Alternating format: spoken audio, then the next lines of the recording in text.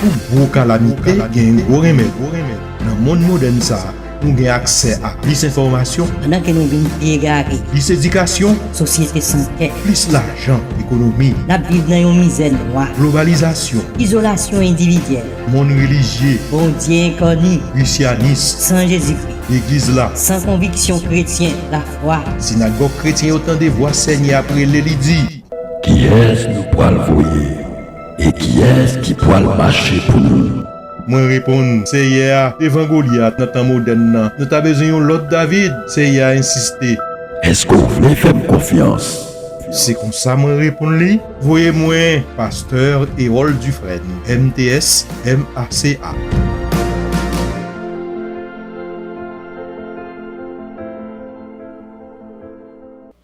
Amis camarades, bonjour ou bonsoir. C'est Zami ou pasteur Harold Dufresne qui vient pour nous capables et enchaîner avec dernière présentation que nous t'ai fait. Bien entendu, c'était un départ, mais nous te promettons pour nous être capables de continuer sous même onde là. Par le fait que nous t'ai introduit le royaume de Dieu. Et le royaume de Dieu, nous avons un sous-titre La chute et le malgré tout de Dieu. La chute et le malgré tout de Dieu, nous te faisons première introduction pour nous te parler de la souveraineté de Dieu.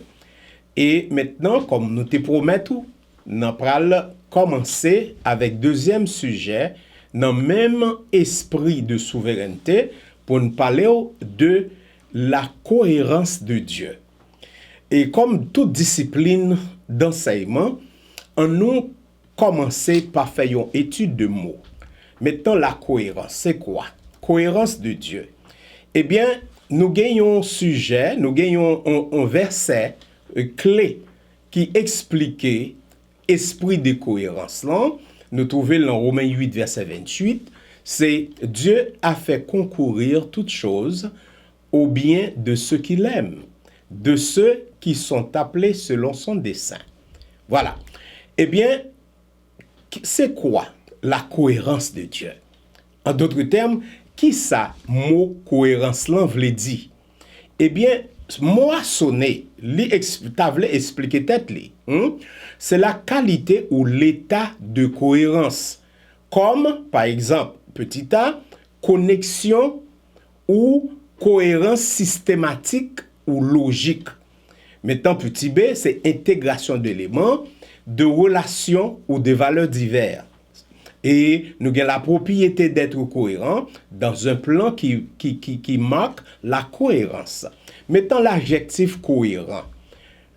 L'adjectif cohérent, eh bien, ça explique maintenant la logique. C'est comme on dit souvent, c'est une suite logique. Une suite logique qui veut dire il y a une succession, il y a un avancement selon les normes, selon les règles et esthétiquement ordonné. Maintenant, de petit b, c'est avoir la clarté ou de l'intelligence. Voilà, dans ce cas, c'est dans le cas d'un passage cohérent. Voilà, et puis petit b, petit c, avoir la qualité de cohérence. Avoir la qualité de cohérence en particulier, c'est la coordination, le coordonner action yo. Et finalement, eh bien, l'adjectif cohérent et faire reflet relaté à un composé d'ondes ayant une différence constante. Maintenant, c'est la constance. N'a pas le plus tard. La cohérence même, c'est, en d'autres termes, la consistance que nous promettons pour nous capables parler, pour nous capables essayer de faire différence entre cohérence et consistance. Pour continuer, là que nous avons parlé de cohérence de Dieu dans sa création, eh bien nous voulons dire comment bon Dieu est méthodique. Bon Dieu, partir de A, il pas tomber dans C ni D, mais après A c'est B, après B c'est C. Bon Dieu fait tout bagaille selon un ordre, afin que pour arriver à un plan, à un point que déjà connaît. Alors, on n'a pas le droit d'un pile caractéristique que bon Dieu gagne, qui fait que bon Dieu est cohérent. Voilà. Maintenant, on nous pose des questions. Comment bon Dieu est cohérent? Eh bien, c'est une question qui est pertinente ou bien inconsciente, comme un être humain qui tâtonne et balbutie pour essayer d'élaborer une pensée cohérente et ou plus encore pour conduire à une action cohérente en parlant de nous-mêmes. Mais pour Dieu, pourrait-il décemment entrer en débat avec Dieu? Maintenant, dans le cas de Dieu, bien entendu, fois dernière, nous avons parlé, la façon de se connaître, c'est de connaître Dieu. Mais il y a une très grande différence entre la personnalité de Dieu, l'être divin, le créateur, le souverain. Il y a une grande différence entre nous-mêmes, un abîme qui sépare nous. Eh bien, si audacieux que cela soit pareil, maintenant Dieu peut éclairer cette hypothèse. Maintenant, c'est pour cette raison, en parlant de la connaissance de Dieu, eh bien, c'est quelque chose qu'on peut faire. L'homme, nous capable de connaître bon Dieu. Oui, bien. Parce que bon Dieu, nos capacités pour nous connaître, nos intelligence, il révèle, il montre. Mais la grande différence, c'est que il est difficile, presque impossible pour nous comprendre, bon Dieu. On n'a pas arrivé dans ça plus tard, mais pour le moment, on n'a pas dit que, d'après les présentations antécédentes, nous sommes arrivé à faire un statement qui est assez impertinent.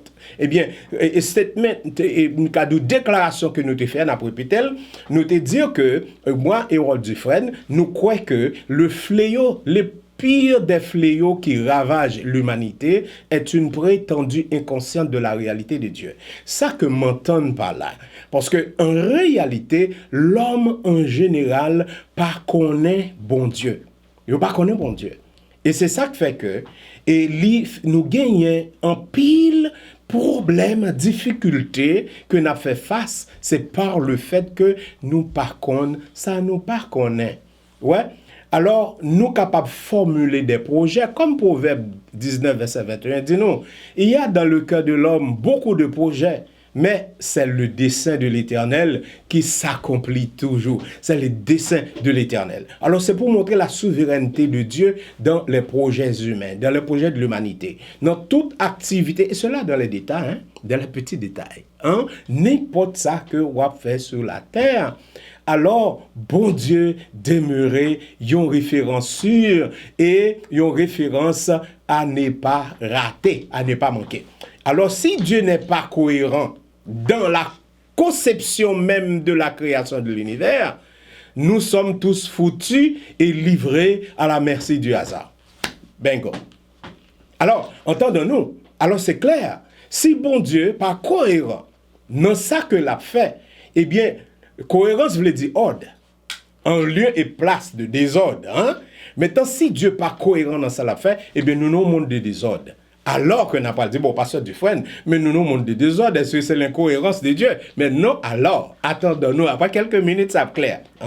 Alors, poser question, trop avancer. Voilà. N'est-ce pas? C'est la cohérence de l'action divine qu'Abraham s'interroge lorsqu'il pose cette question. Cette question osée. Les juges de toute la terre n'agiraient-ils pas selon l'équité? Ah, là, c'est un reproche. Maintenant, Genèse 18, verset 25.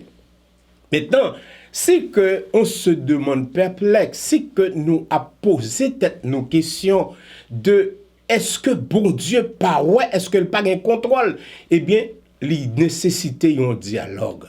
Un dialogue avec le Père qui est toujours disponible et bien pour bon attention pour tendre un dialogue.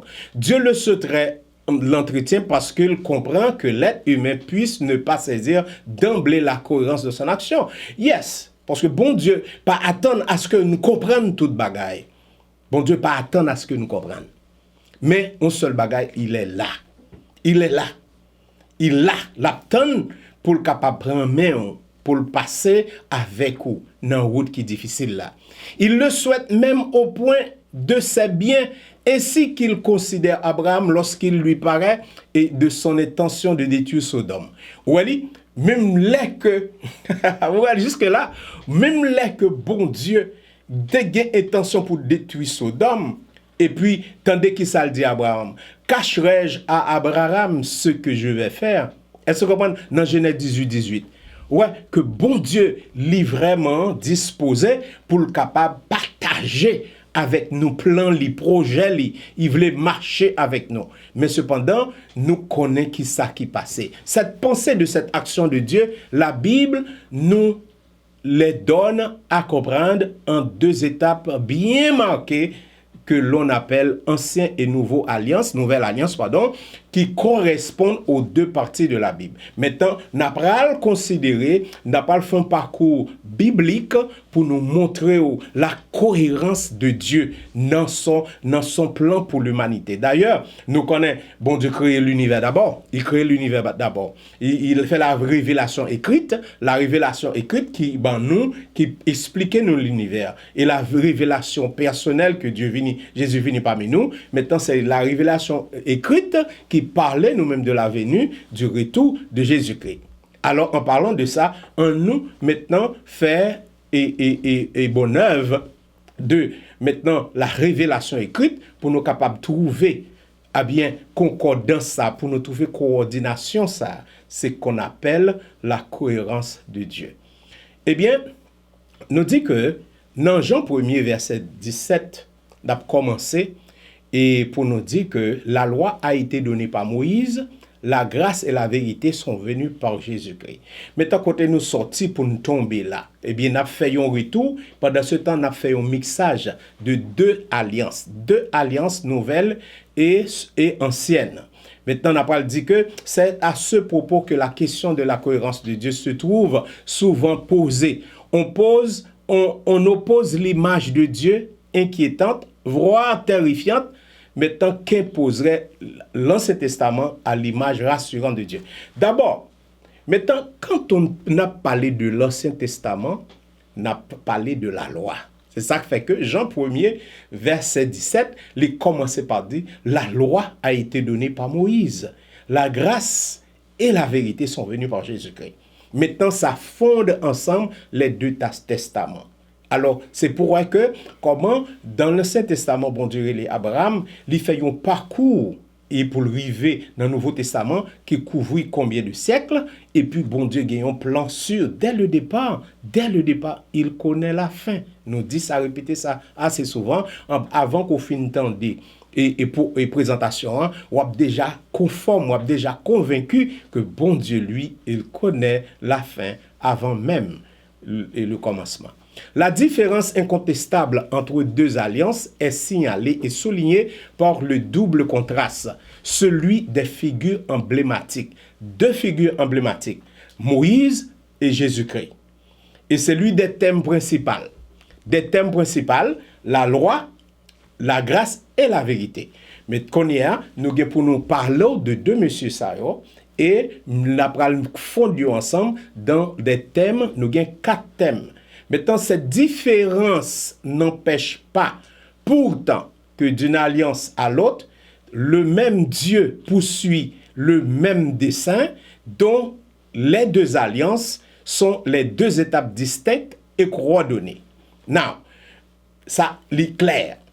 2 alliances, normalement, et tant que l'an 4 Massillon, je crois, Capral dit que pas ancien, il a rejeté, maintenant c'est le nouveau. Il y a un argument, il y a une discussion, à savoir l'ancien et le nouveau. Mais maintenant, là on parle de 2 alliances, eh bien c'est bon Dieu qui a le même projet, mais cependant, dans une étape qui est distincte et coordonnée. Alors ça répond directement à la cohérence de Dieu. Les 2 auteurs du Nouveau Testament et ne sont profondément persuadés, ils en donnent constamment la preuve. 2 auteurs. On propose de saisir 4 thèmes majeurs d'un livre de l'Ancien Testament.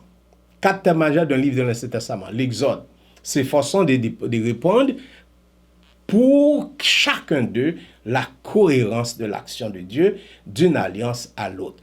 Maintenant, ça que nous avons fait pour vous, nous avons un seul livre dans l'Ancien Testament. Nous avons Exode. Maintenant, si la rédemption commence depuis Genèse 3, verset 8, Dieu même qui prend initiative pour entrer dans le jardin d'Éden, pour chercher maintenant sa création chérie en la personne de Adam et Ève, qui est perdu. Maintenant, ça, c'est le départ de la rédemption. Maintenant, si rédemption, hein, c'est là le commencer, mais l'Église, il commençait dans Exode. Exode, même, c'est l'image de l'Église. Image de l'Église. Parce que excaléo, qui veut dire sortir, sortir d'eux. Voilà, et c'est ça, Église. Sortir dans le monde et méchant ça, sortir dans le monde qui a péri ça, et bien pour capable, maintenant, faire un corps, faire une communauté pour bon Dieu. Maintenant, Exode. Nous prenons le livre ça, n'a divisé en 3 parties. D'abord, depuis chapitre 1er au verset. Depuis chapitre 1er au chapitre 15, nous avons premier thème, c'est Dieu libère, qui coïncide avec la première moitié du livre. Dieu libère, Dieu qui libère. Alors, on n'a pas expliqué ça plus devant. La deuxième partie du livre d'Exode, Dieu donne sa loi, coïncide avec la seconde moitié du livre, chapitre 19 au chapitre 40. Et le troisième, eh bien, c'est Dieu pardonne. On le rattachera à l'épisode du veau d'or. Maintenant, quatrième, c'est la présence de Dieu. Maintenant, on nous prend image ça que nous trouvons dans Exode. Dieu libère, Dieu donne sa loi, Dieu pardonne. Eh bien, la présence de Dieu. Eh bien, nous comprenons 4 thèmes ça que l'Exode expliquait que nous deux, c'est là l'Église là commençait. Et puis, n'a pas loin, il coïncidait avec les 4 grands thèmes de la Bible in a nutshell, la Bible en quelques mots que nous présentons fois dernière. En parlant que nous dit que l'énoncé des 4 thèmes, on aura compris que l'on touche au cœur de la révélation biblique. Être dans la présence de Dieu inspire la crainte, impose respect et obéissance. Parce que immédiatement, c'est ça qui fait que non rédemption, hein, parce que nous trouvons dans the Bible in a nutshell, comme nous te présentons, on va regarder diagramme, non, encore, the Bible in a nutshell, nous montre the kingdom of God, la tension qui existe entre le déjà et le pas encore. Nous montrons que Bible montre les 4 grands thèmes de la Bible, c'est la création et la chute, la rédemption et la restauration finale. Et pas oublier création à côté de commencer, chute à côté de commencer, rédemption a commencé depuis la Genèse 3 verset 8. C'est la rédemption a commencé. Et n'après ouais, grande tension qui existait, maintenant c'est après le sacrifice du calvaire, que Jésus-Christ venu, il déjà maintenant délivré, il déjà travaille, il déjà déposé travail rédemption, il va nous communion option, il va nous communion provision. Mais il paraît là, les Jésus-Christ fait travail rédemption, maintenant il va nous le Saint-Esprit. N'a pas loin l'importance de la présence de Dieu dans la vie de l'humanité. Le Saint-Esprit dans la vie, c'est Dieu, parce que nous connaissons un Dieu trinitaire, un Dieu trinitaire qui veut dire un Dieu et Père, et un Dieu Fils, un Dieu Saint-Esprit. Le Saint-Esprit dans la vie, c'est la présence de Dieu même qui l'a. Alors ouais, déjà dans Exode, nous avons Exode déjà bon une caricature de l'Église qui la présence la communauté des croyants parce que l'Esprit bon Dieu habitait dans le cœur l'humanité. Alors c'est alors que nous avons pourvu que l'homme gagne sa liberté, la liberté qu'on gagne, ça va dépendre à tel point la présence de l'Esprit de Dieu effective dans la vie. Ou à tel point il est effectif dans la vie. Parce que tout autant que on exerce grand mounons, eh bien le Saint-Esprit il diminue. Nous gagnons un livre que nous lisons. Maintenant quand l'homme est grand, eh bien son Dieu est petit. Est-ce que vous comprenez? Les grand monde, eh bien, mon Dieu vient petit. Les bons dieux grand monde, c'est bon Dieu qui grand monde, ou même tout vient petit. Et il y a une illustration que je voulais partager ensemble avec vous. Et maintenant, là, regardez une montagne à distance. Une montagne à distance où elle est très petite. As a matter of fact, on peut mettre main dans la figure et boucher montagne là. Mais ça arrive là pour une montagne là. Ou une montagne là gros ou vient petit. Eh bien, c'est le cas de l'homme et Dieu. Les bons dieux loin, c'est où qui gros. C'est où qui gros. Mais les bons dieux viennent petits, eh bien, les bons dieux maintenant viennent gros dans la vie, eh bien, on vient petit. Qui veut dire, là, pour un bon Dieu, c'est petit ou petit.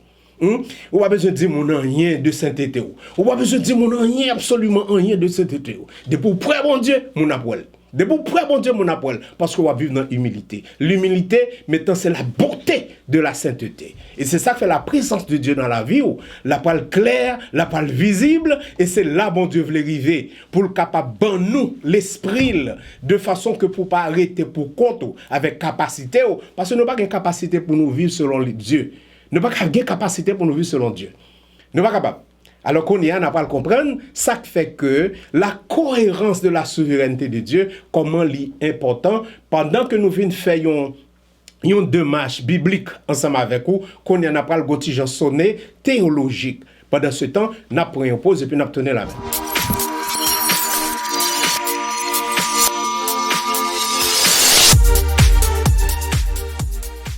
Nous retournons pour nous capables maintenant continuer avec la souveraineté de Dieu et puis montrer la cohérence de Dieu dans sa souveraineté.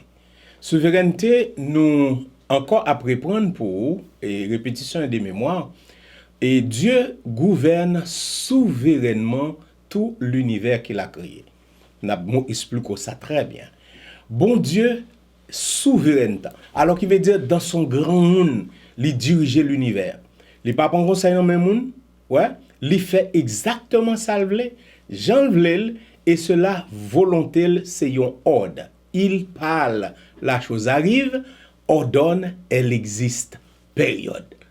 Non, maintenant on parle connaît la cohérence de Dieu dans sa souveraineté, n'a pas considéré quelques attributs. Les attributs incommunicables de Dieu. Ouais, attributs incommunicables, ce sont peut-être ceux que nous avons le plus de mal à comprendre, probablement, parce qu'ils représentent les aspects de son caractère qui correspondent le moins à notre expérience. Est-ce que ça clair? C'est ça qui fait que nous pas qu'à comprendre bon Dieu. Il y a des attributs qui communicables que bon Dieu tel que sa sainteté. Bon Dieu mandé pour nous saints. Mais nous pas qu'à priver dans sainteté niveau bon Dieu.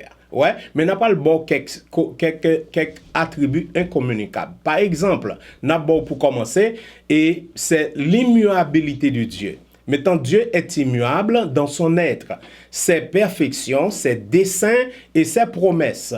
Maintenant, l'immuabilité, ça veut dire que bon Dieu ne change pas. Bon Dieu flip-flap. Maintenant, bon Dieu toujours été sur un principe, hier, aujourd'hui et éternellement. Voilà. Alors, et nous dit que quand Dieu décide d'accomplir quelque chose, son dessein est immuable et ne manquera pas d'être mis à exécution. N'a pas lu ça dans Ésaïe 46 verset 9 à 11, m'appeler rapidement pour si vous avez un livre Bible pour lire ou bien écrire Ésaïe 46 verset 9 à 11. Souvent, souvenez-vous de ce qui s'est passé dès les temps anciens, car je suis Dieu, il n'y a rien d'autre. Je suis Dieu et nul n'est semblable à moi. J'annonce dès le commencement ce qui doit arriver et longtemps d'avance ce qui n'est pas encore accompli. Je dis, mes arrêts subsisteront et j'exécuterai toute ma volonté. C'est moi qui appelle de l'Orient un oiseau de proie et d'une terre lointaine un homme pour accomplir mes desseins. Je le dis et je le réaliserai. Je l'ai conçu et je l'exécuterai. Alors, bon Dieu, exécuter plan. Li pas changé, alors ça rentrait dans un cadre de cohérence parce que li pas changé, li tout ça le fait selon principe. Deuxième aspect de la cohérence de Dieu dans les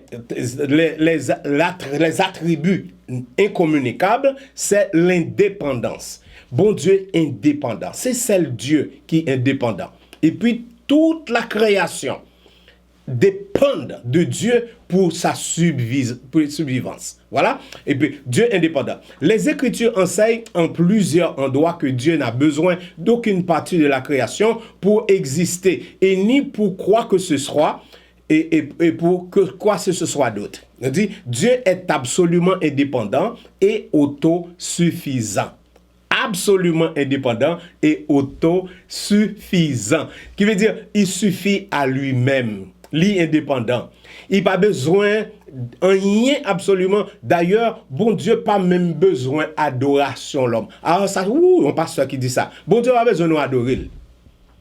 Il a besoin de faire tête dans les oreilles. Mais vous connaissez ça que bon Dieu besoin quoi dans lui, ou dépend de lui. Et vous dépend sérieusement de lui. Et vous connaissez ça. Vous connaissez capacité, vous connaissez son Dieu d'amour et de miséricorde, c'est pas un Dieu émotionnel, vous connaissez que bon Dieu ou de obéir à ça le dit. Point barre. Si vous pas obéir à ça le dit, on je corps. Maintenant, Paul déclare aux hommes d'Athènes, écoutez ça. Dieu qui a créé l'univers et tout ce qui s'y trouve, et qui est le Seigneur du ciel et de la terre, n'habite pas dans des temples bâtis de main d'homme. Oh, ok, c'est vrai. Et Paul à Athènes, nous voyons ça dans Acte 17, verset 24-25. Après dire, c'est dans la Bible en ligne. Regardez dans la Bible. Dieu qui a créé l'univers et de tout ce qui s'y trouve, et qui est le Seigneur du ciel et de la terre, n'habite pas dans les temples bâtis de main d'homme. Il n'a pas besoin non plus d'être servi par les mains humaines, comme s'il lui manquait quelque chose. Au contraire, c'est lui qui donne à tous les êtres la vie, le souffle et toutes choses. Voilà. Dieu demande à Job, Job, qui m'a prêté pour que j'ai à lui rendre? Vous comprenez ça? La parole avec Job. Non, mais qui m'a prêté? Eh bien, pour me remettre. Bon Dieu, pas de panne. Bon Dieu, complet. Il est complet. Et ça fait moi, mais ça comme ça. Il est complet. Il va me prier. Bon Dieu, c'est pourquoi dans lui. Eh bien, suspend fait briller dans tête lui. Il va besoin de briller ça. D'ailleurs, nous avons ça dans Acte. Dans Acte 17, verset 24-25. Mais il dit, si c'est lui qui donne à tous les êtres la vie, le souffle et toutes choses, il n'a pas besoin non plus d'être servi par des mains humaines, comme s'il lui manquait quelque chose. On ça au contraire. C'est pour faveur, bon Dieu, pour servir. Mettez ça dans la tête. Moïse d'abord, Moïse parle. Le législateur et l'auteur du Pentateuque nous dit que Dieu existait avant toute la création. Non, mais dans sa son logique, tout le monde connaît ça très bien. Bon Dieu existait avant la création. S'il n'a pas existé avant la création, il n'a pas qu'à créer. Avant, bon Dieu va avoir commencement. Hein? Ça, c'est logique. Nous avons besoin, et il faut plus le temps à étudier, puis du temps pour connaître ça. Bon Dieu existait avant la création. Merci Moïse. Et avant que soient nées les montagnes, et que tu aies créé la terre et l'univers de toute éternité, pour l'éternité, toi, tu es Dieu. Mais il dit ça poétiquement, belle bagaille, dans Somme 90, verset 2. L'indépendance de Dieu apparaît aussi dans sa façon dont il se désigne lui-même. Exode 3, verset 14. Tout le monde connaît ça. Dieu décrit tête lui. Il décrit tête lui par Moïse. Je suis celui qui suis. Alors, c'est ça le Dieu qui a dit ça. Ça veut dire, eh bien, moun qui omniscient, moun qui omnipotent, moun qui omniprésent, moun qui pas de changement, pas de ombre de variation, c'est là qui est éternel. Là. Je suis celui qui suis. Maintenant, on nous parlait de l'omnipotence de Dieu dans le contexte de sa cohérence. L'omnipotence de Dieu. Eh bien, est-ce que l'omniscience divine est compatible avec la croyance en réalité humaine, à la liberté humaine? Est-ce que l'omniscience, nous avons dit, nous étudier l'omniscience de Dieu. L'omniscience de Dieu, est-ce qu'elle est compatible avec la croyance en la liberté humaine? On nous dit ça. Est-ce que, bon Dieu connaît toute bagaille, mais est-ce que ça vraiment m'a connaît avec l'homme qui est libre? L'homme libre, il a fait ça au vrai. Bon Dieu connaît toute bagaille. Est-ce que bon Dieu connaît futur? Il connaît ça, on va pas le faire. Mais pour ça, on me pose une question ça en pile. Mais comment bon Dieu fait connaître toute bagaille? Mais tout ça qui a passé. Mais écoute, on a pas expliqué ça plus devant. Pourquoi pas expliquer le connaît? Méthodiquement. Dieu se connaît lui-même et connaît toutes les choses réelles et possibles. Attendez ça bien. Dieu se connaît lui-même et connaît toutes les choses réelles et possibles. Dans un acte simple et éternel, le Dieu éternel et omniscient connaît le passé, le présent et l'avenir. ainsi que notre vie passée, présente et future. Il est l'alpha et l'oméga, le commencement et la fin. D'après Apocalypse 21, verset 6.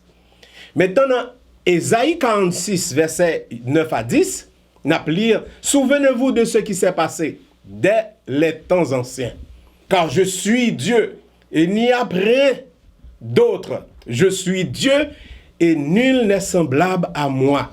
J'annonce dès le commencement ce qui doit arriver, et longtemps d'avance ce qui n'est pas encore accompli. Je dis, mes arrêts subsisteront, et j'exécuterai toute ma volonté. » Ce même Dieu, Dieu est parfaitement omniscient, et les êtres humains sont véritablement libres, sont des notions entièrement compatibles. Comment on a pas montré ça?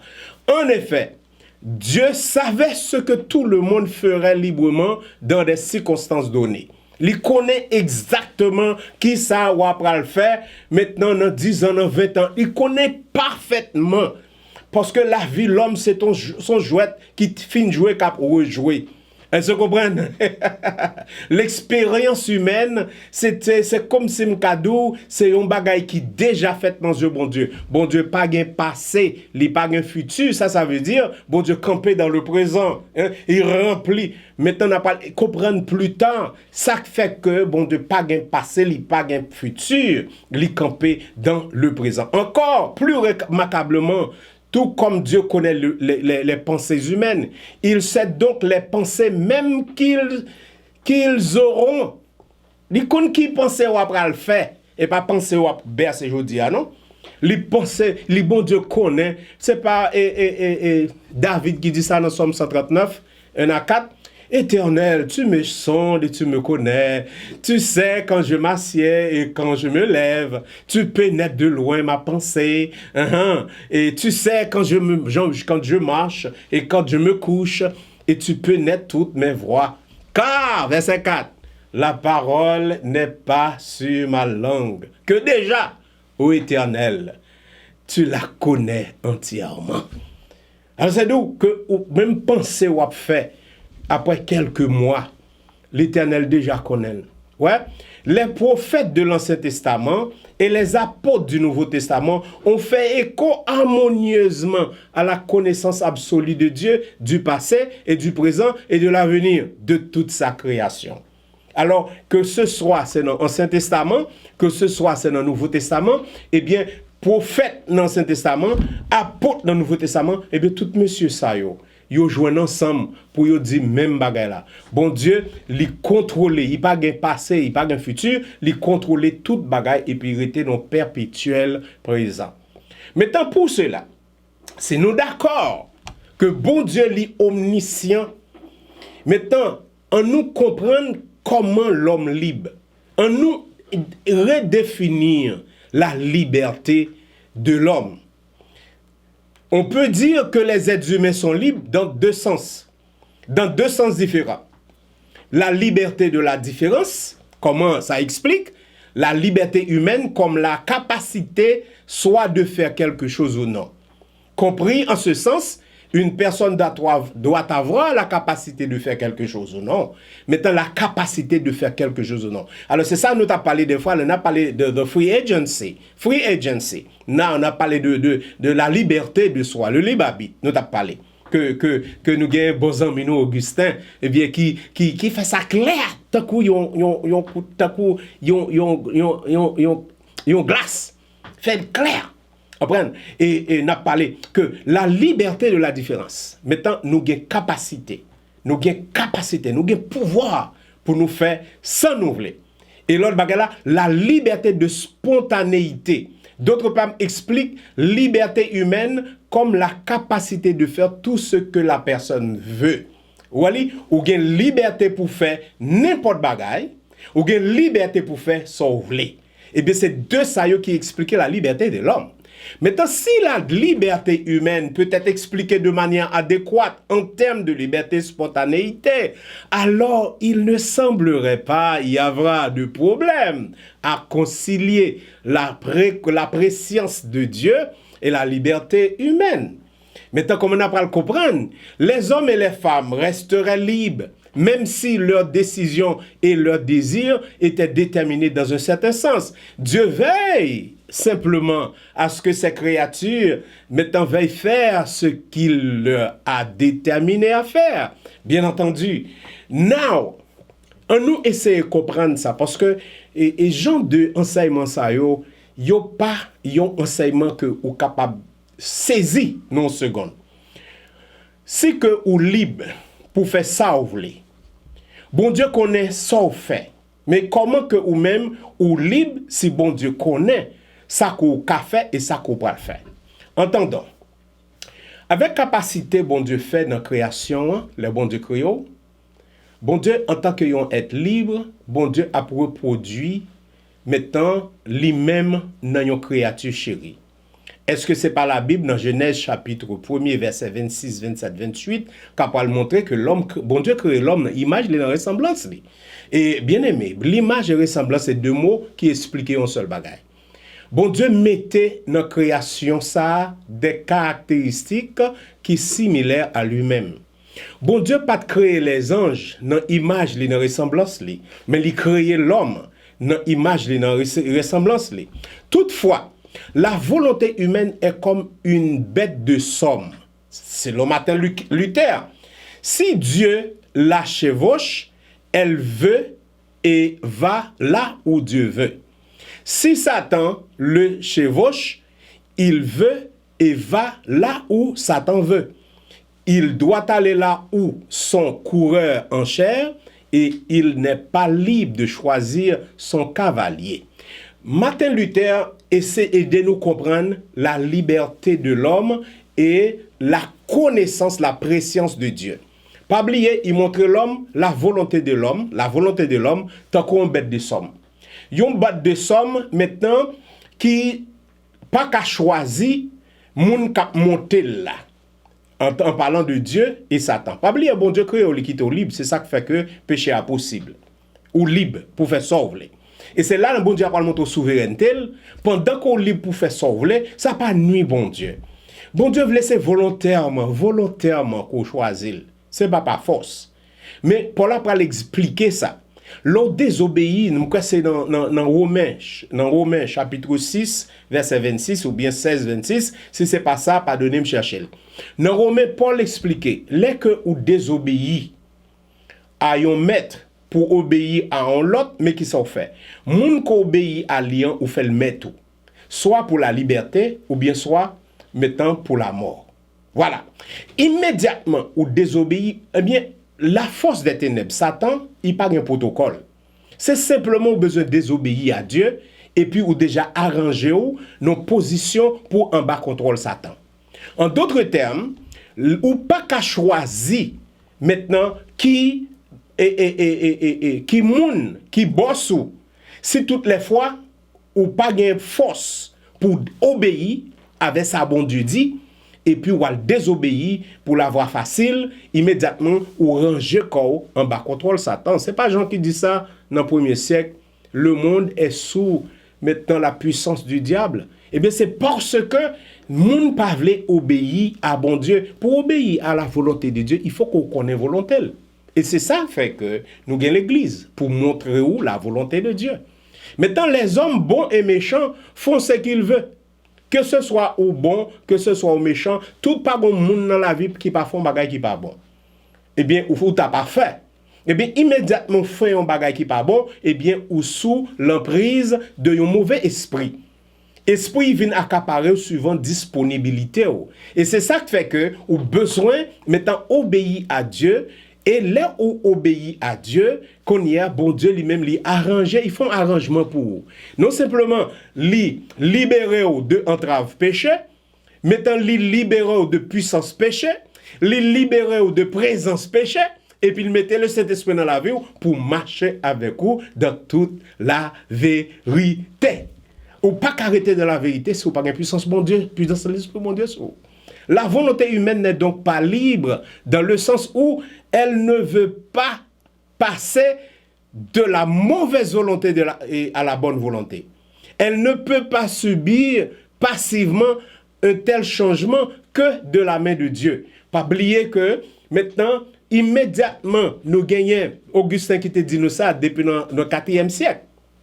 Il dit que l'homme possède non pécaré. Nous répétons ça souvent. L'homme a le pouvoir pour ne pas pécher.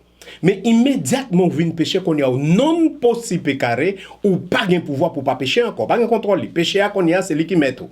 Eh bien, c'est seulement sous intervention, bon Dieu, qu'après libérer, c'est la justification. Et puis, il a pas le bon l'esprit pour marcher avec vous dans toute la vérité. Maintenant qu'on a pas posé des questions, est-ce que la liberté de l'homme, c'est une licence pour le faire ça qui est mal?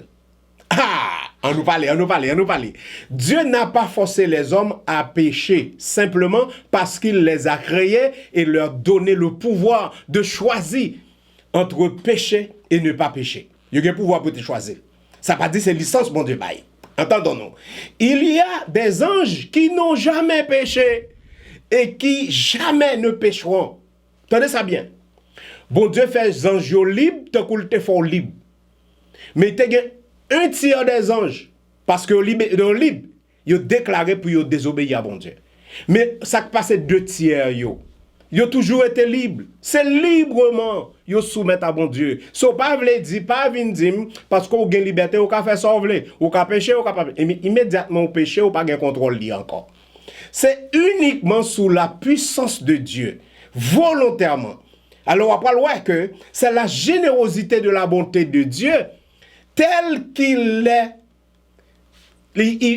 tel qu'il ne s'est pas abstenu de créer même cette créature dont il avait prédit non seulement qu'elle pécherait, mais resterait dans la volonté de pécher.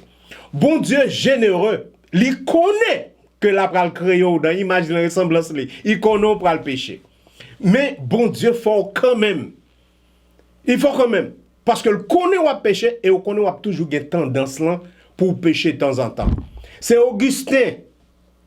Oh, dis-nous tellement Augustin. C'est un homme, théologien, philosophe. Philosophe, le plus grand et le plus influent de l'Église chrétienne de l'an 4. Mais qui ça le dit nous? La créature est plus excellente qui pêche par libre habit que celle qui ne pêche pas seulement parce qu'elle n'est pas de libre habit. Pas oublier. Mais beauté création, c'est parce que ou libre.